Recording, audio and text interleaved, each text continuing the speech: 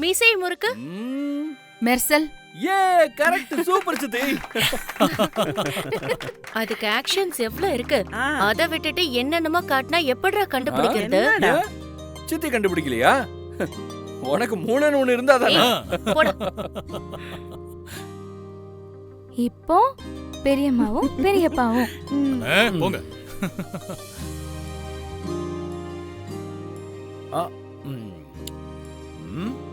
Padayappa.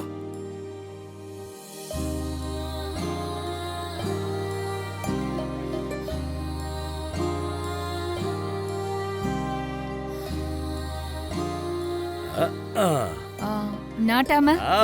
Correct. அடுத்தது வருண் அண்ணாவும் வெண்ணிலா அண்ணியும்.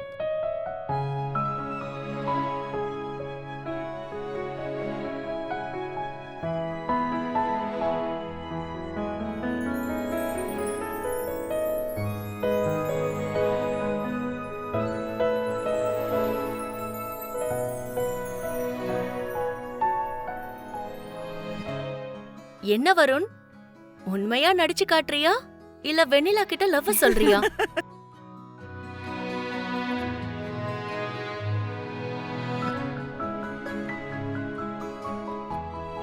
வாரணமாயிரம். வன்மதி, அடுத்து நீதான் போ.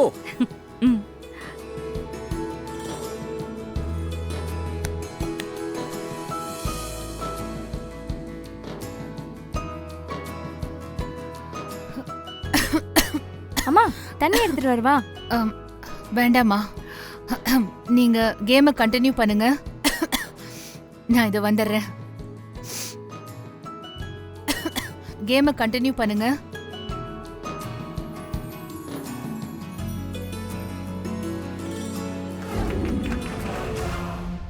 அண்ணாமலை, எனக்கு புது நம்பர்ல இருந்து போட்டோ வந்துச்சுன்னு சொன்னேன்ல, அது இப்போ டெலீட் ஆயிடுச்சு. ஏதோ போட்டோ அனுப்பியிருந்தாங்க அண்ணாமலை, அது எப்படி தானா டெலீட் ஆயிடுச்சு? அது ஏதாவது ஸ்கேமா இருக்கும்க்கா. இப்படி ஏதாவது லிங்க் போட்டோன்னு அனுப்புவாங்க, அதை நாம கிளிக் பண்ணா நம்ம போனையே ஹேக் பண்ணிடுவாங்க. இப்படியெல்லாம் கூட பண்றாங்களா? ஆமா அத்தை, டெக்னாலஜி வளர்ந்துருச்சுன்னு நாம தான் பெருமையா பேசிக்கிறோம்.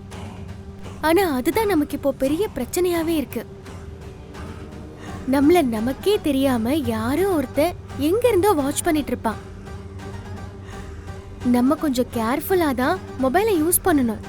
நீ சொல்றதெல்லாம் பார்த்தா பொண்ணுங்கெல்லாம் ரொம்ப ஜாக்கிரதையா இருக்கணும் போல இருக்கு. சரி அண்ணாமலை, நீ இன்னைக்கு வீட்ல இருக்க, உனக்கு பிடிச்சதை நான் சமைச்சு தரேன், எல்லாரும் ஒண்ணா உட்காந்து சாப்பிடலாம். சரிங்கக்கா. நானும் போய் ஹெல்ப் பண்றேன் அத்தை.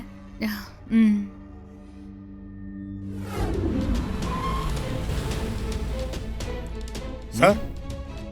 என்னையா கூல் ட்ரிங்க்ஸ் வாங்க போயிருப்பேன்னு பார்த்தா இன்னும் இங்கே நின்றுட்டு இருக்க?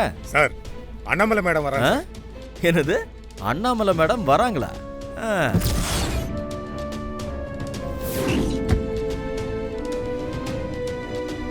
அதுக்குள்ள வந்துட்டாங்களா? ஆமா சார். நான் உண்டாக்குன பிரச்சனையை சமாளிக்கவே ஒரு நாள் ஆகுமே.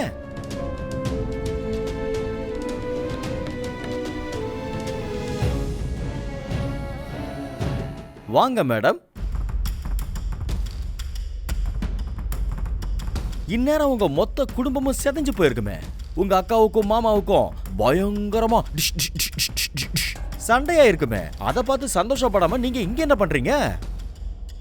நான் அன்னைக்கு அந்த சிலை திருட்டு கேஸ்லயே உங்களை பழி வாங்கியிருக்கணும். ஆனா ஜஸ்ட் மிஸ் ஆயிடுச்சு.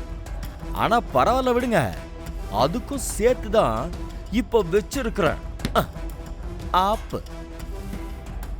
என்ன மேடம், கோபம் வரணுமே, வருதா? இது சும்மா சாம்பிள் தான்.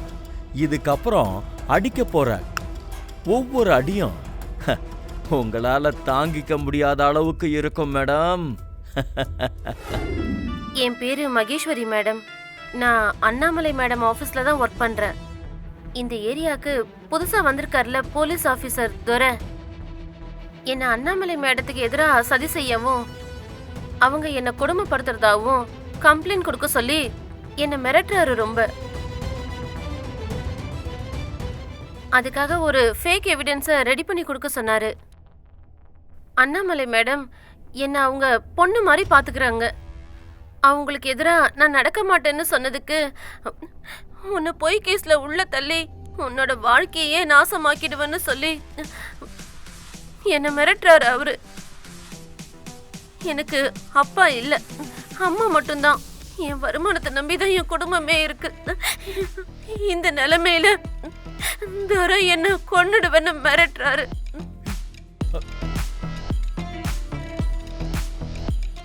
எனக்கு ஏதாவது ஆச்சுன்னா அதுக்கு காரணம் போலீஸ் ஆபீசர் துரை தான். இந்த மாதிரி அதிகாரத்தை யூஸ் பண்ணி மக்களை மிரட்டுற போலீஸ் ஆபீசர்ஸ் மேல அரசு தான் நடவடிக்கை எடுக்கணும். என் உயிருக்கு பாதுகாப்பு வேணும், ப்ளீஸ். இதெல்லாம் அநியாயம். அந்த பொண்ணு எனக்கு யாருன்னே தெரியாது.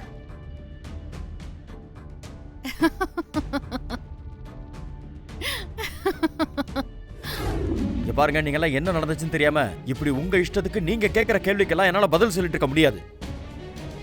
அப்ப என்ன நடந்துச்சு சொல்லுங்க சார். அண்ணாமலைக்கும் உங்களுக்கும் இருக்க பகை காரணம் இல்லனா வேற என்னதான் சார் பிரச்சனை? ஏன் இவ்ளோ வன்மத்தோட செயல்படுறீங்க? அத சொல்லுங்க. அண்ணாமலை மாதிரி ஒரு லேடிய உங்க அப்பா எதிர்க்க முடியாம பயந்து தற்கொலை பண்ணிக்கிட்ட ஒரு கோழைக்காகவா இப்படி பழிவாங்க கிளம்பிருக்கீங்க? ஏய், யார் கோழை? யார் கோழை? இன்னொரு வார்த்தை பேசினா உங்க எல்லாரையும் சுற்றுவேன், பாத்துக்கோ. முதல்ல இங்க இருந்து கிளம்புங்க. போறீங்களா இல்லையா? ஏய்,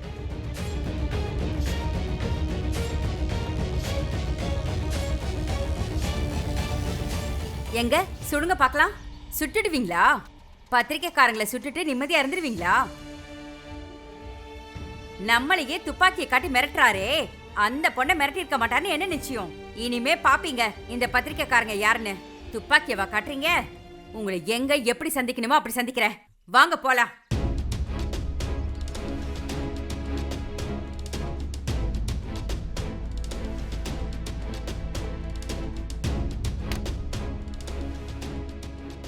புதிதாக பொறுப்பேற்ற எஸ்பி துரை அவர்கள் தனது அதிகாரத்தை பயன்படுத்தி தொடர்ந்து எளிய மக்கள் மீது பொய்யான வழக்குகளை பதித்து அவர்கள் மீது தாக்குதல் நடத்தி வருவதும், அதை கேட்க சென்ற மீடியாக்கள் முன் துப்பாக்கியை எடுத்து நீட்டியதும் பெரும் பரபரப்பை ஏற்படுத்தியுள்ளது.